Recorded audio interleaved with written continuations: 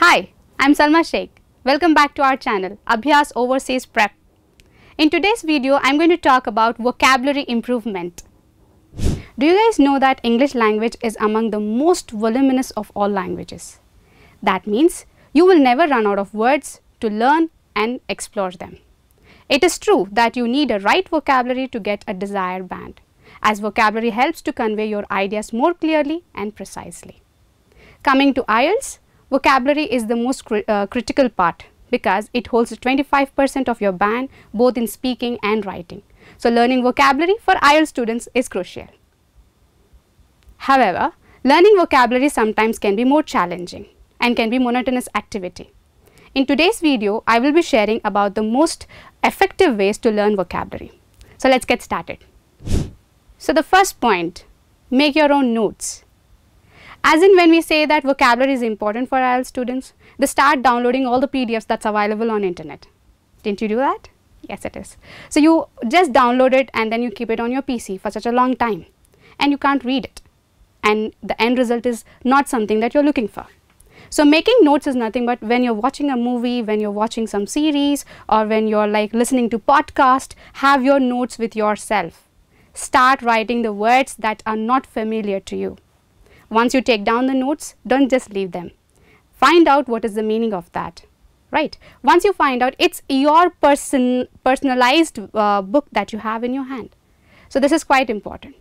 Moving on to the next point, that is learn synonyms and antonyms. Don't just learn the word, learn its synonyms and antonyms. This way you will learn more words related to the main word that you have searched for.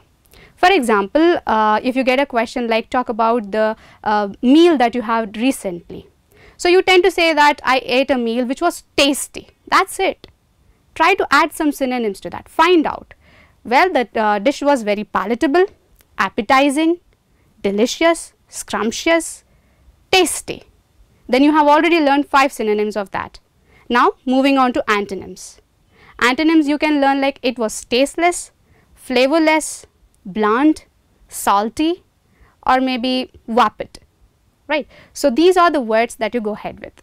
So, learn synonyms and antonyms which will improve the word count. Moving to the next point, that is flashcards. This is one of the favorite activity that my students like when I take class. So, this is actually a group learning. When you have your friend with you, use flashcards. On that card, write down the word and then behind it write down the meaning of that word, add some synonyms, show that flashcard to your friend. You prepare 5 words and your friend will prepare 5. So, this way you guys are learning a lot of words in together. So, it is fun learning vocabulary, it is not monotonous, you can also make it active. The next point, learn collocations. Collocations is nothing but 2 words or more words which are put together which make sense. This is majorly used by native speakers of English. There are few examples which for example, you have fast food, right. You can use the word as fast food, that makes sense. Quick food is not right. Take a quick shower, that makes sense. Taking a fast shower does not make sense. So, there are so many words that is available on internet where you guys can learn to improve your language and your vocabulary. The next one, put those words into practice. Now, you have learnt a lot of words, antonyms, synonyms, flashcard words and all that stuff. Now, put those words into practice. How do you do this? Use them in your regular language, either in writing or maybe while speaking. This gives you confidence that you have used some new word which is not really fancy, but you have learnt it by all the means that I told you. Now, sometimes remembering the vocabulary vocab is quite challenging again because you don't remember it for a long time. At that point of time, you have to learn the root word to this. So, what is a root word? What is the meaning of that? For example, you have a word called mal, M-A-L, that means bad. So, any word that is associated with that root word comes in the negative meaning to it. Malfunction, malnutrition and all these words which means it is a negative words. Same way you have so many words like that. Keep a hold of root words, check if you add prefix the meaning changes, if you add suffix again the meaning changes. So, this is nothing but learning words into core. Right. Coming to the next point, the most important point, getting it tested. Sometimes we are our own teachers, that's good, but sometimes you need a teacher, you need a trainer to tell that whether you're going right or wrong.